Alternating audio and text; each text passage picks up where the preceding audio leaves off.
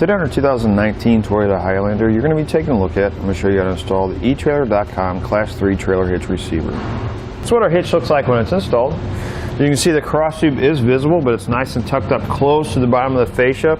It has a round tube design, so it fits nicely with the contour of the vehicle. Now this hitch is going to have a triple carbide black powder coat finish, which is really going to resist chipping, rust, and corrosion. It's going to be a Class 3 hitch, so it's going to work great for your Class 3 accessories. We're going to have a 2" by 2" receiver tube opening, reinforced caliber, give us a little extra stability there. Hitch pin hole is going to be 5/8 inch in diameter. It's going to take a standard 5/8 hitch pin. Now the hitch pin and clip does not come with this hitch, however it can be found here at etrailer.com.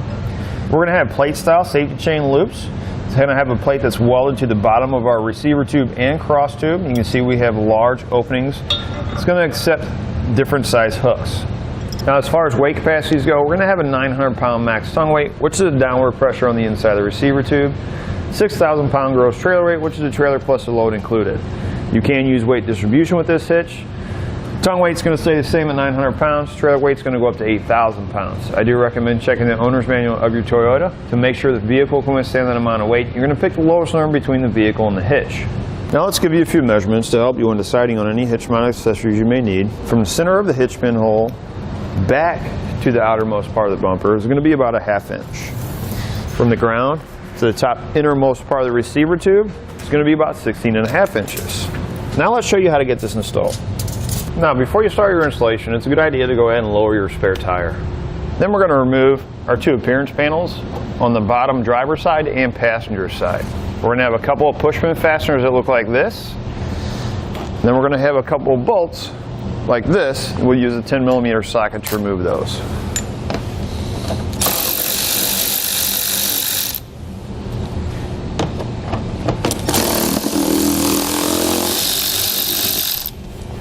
You can take a flathead screwdriver or trim panel tool if you have one like this. Pop out the center and make sure you bring the base with it. Then we'll have two fasteners on the inside. We'll use a 12mm socket to remove those.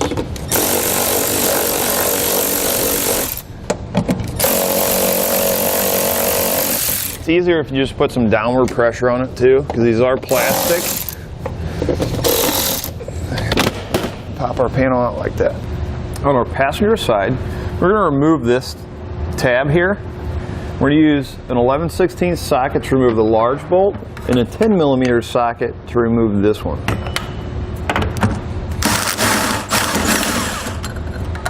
Then on both frame rails, we're going to remove the plastic plugs and the two rubber plugs. You can use a flathead screwdriver or trim panel tool like I'm using here. We're going to be using the 3 weld nuts on both frame rails. Because they were covered, you shouldn't have anything in the threads, but what I suggest doing is taking your hardware and hand threading it into the hole just to make sure there's nothing stuck in there. If it is, I suggest maybe spraying some lubricant or something up in there, taking a tube brush and cleaning the threads really well. Our exhaust deflector, we need to cut it back. We're going to measure 2 inches from the hinge right here back this way. You can see how I have it marked there. I'm just going to take a Dremel tool with a cutting blade on it. Should cut it pretty easy. Then we'll take a utility knife. I'm going to clean up the edges here just to knock off the burrs. Now with an extra set of hands, we'll lift our hitch into place over our exhaust on our passenger side. For our hardware, we're going to be using a hex bolt, conical tooth washer. We want to make sure that the teeth are facing up towards the hitch. We'll get one in on each side to hold our hitch in place. It's going to be the same combination of hardware for all 6 holes, 3 holes on each frame rail.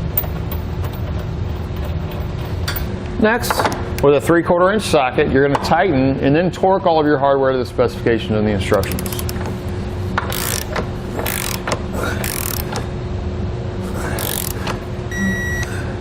Next, we need to trim our underbody panel for our driver's side. What you want to do is turn it upside down like this, or this is actually the way it's going to be installed. We're going to follow these rib lines right here. We're going to go on the inside of this rib line. We're going to come on the inside of this one, over, and then up. Now your directions are going to show you going straight up from here. In this hole, they're showing it way over here. So what we're going to do is we're going to come up and we're going to go beside that hole because we don't want to lose that attachment point.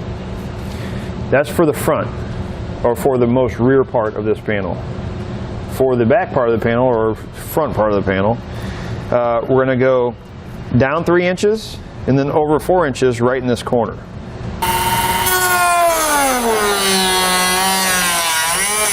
And again, we'll clean off the burrs. Just kind of clean it up a little bit. Now we'll get our underbody panel put back in place, test fit it, and make sure there's not any further adjustments we need to make.